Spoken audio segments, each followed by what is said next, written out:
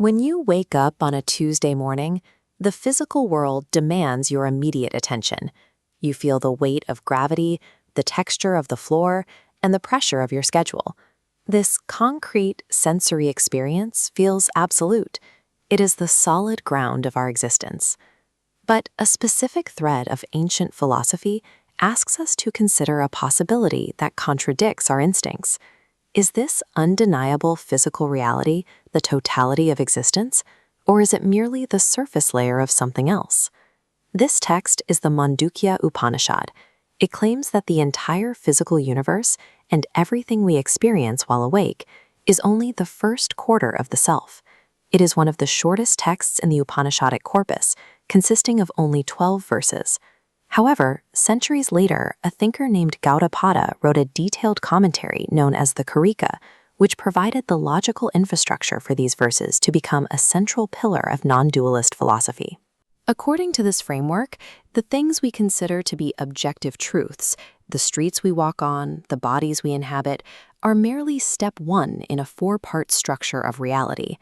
The Upanishadic thinkers defined our waking consciousness as bahish prajna, or outward knowing. In this state, the human mind is a machine designed to consume external physical objects. It is effectively locked into a perspective that looks exclusively away from itself. In this state, the individual is known as Vaishvanara, the universal one.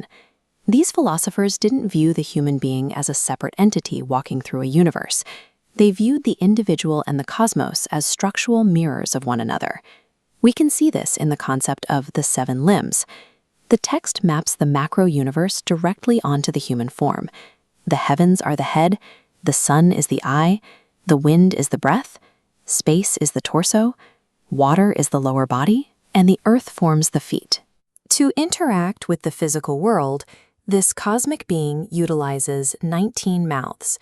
These are the specific channels through which the waking self consumes reality. Later thinkers like Shankara categorized these channels to show the range of human experience: the 5 organs of perception, the 5 organs of action, the 5 vital breaths keeping the body alive, and a 4-part inner instrument consisting of mind, intellect, ego, and reason. This anatomical mapping suggests that your senses are the specific points where the universal waking self encounters the physical world. In this view, we are not separate observers watching a universe.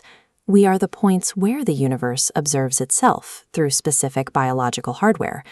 Scholars such as Patrick Olivelle have highlighted a distinction in these early texts: the clear separation between the physical anatomy of the body and the cognitive power of the mind. As the English translation of verse 3 shows, Vaishvanara perceives what is outside by utilizing these instruments.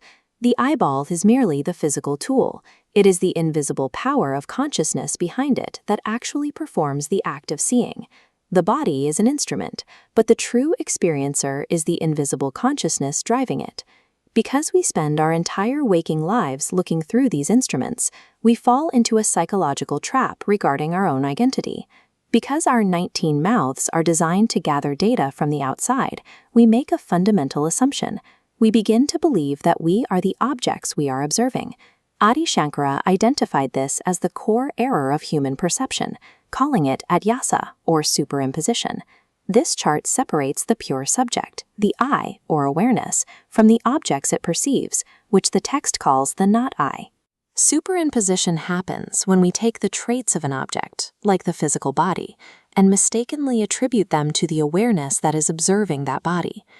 Our language betrays this confusion. When you say, "I am sick," or "I am sad," you are linking the I, pure awareness, to a temporary condition of the body or mind. In this philosophy, the awareness isn't sick. It is simply observing a body that is. We live our waking lives in a state of mistaken identity, believing that the passenger is defined by the traits of the vehicle. This realization leaves us with a difficult question. If your core identity is distinct from the person you see in the mirror, then who is looking back? Every night, the 19 outward-looking mouths shut down, and the physical world disappears. If the waking world is merely the first quarter of the self, where does that I actually go when we fall asleep?